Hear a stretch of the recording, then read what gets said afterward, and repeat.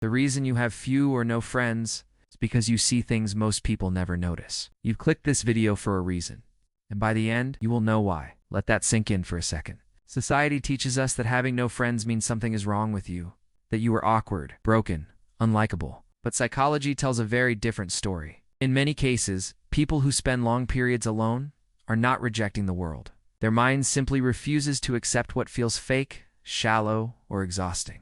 If this sounds like you, here are the real reasons behind it. 1. You cannot tolerate fake energy.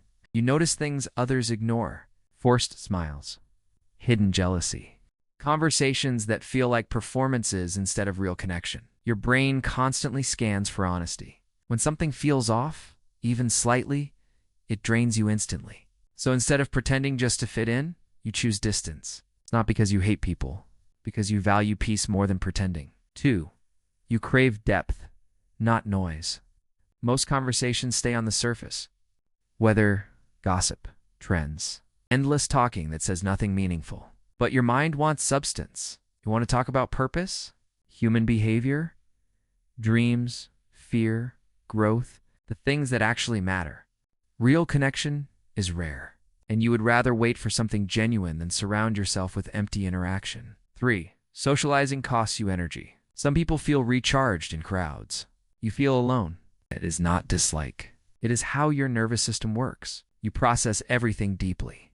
Tone of voice, body language, unspoken emotion.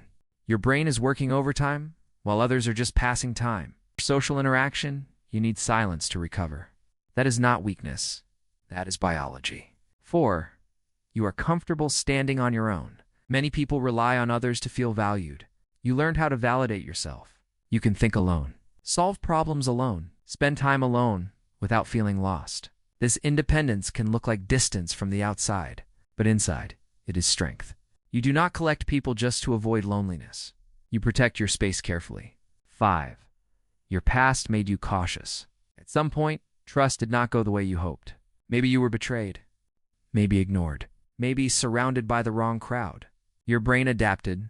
Now it observes longer, tests more, allows fewer people inside. It is not fear. It is protection. Your mind raised the standard for who deserves access to your life. So if you feel like you walk alone sometimes, understand this.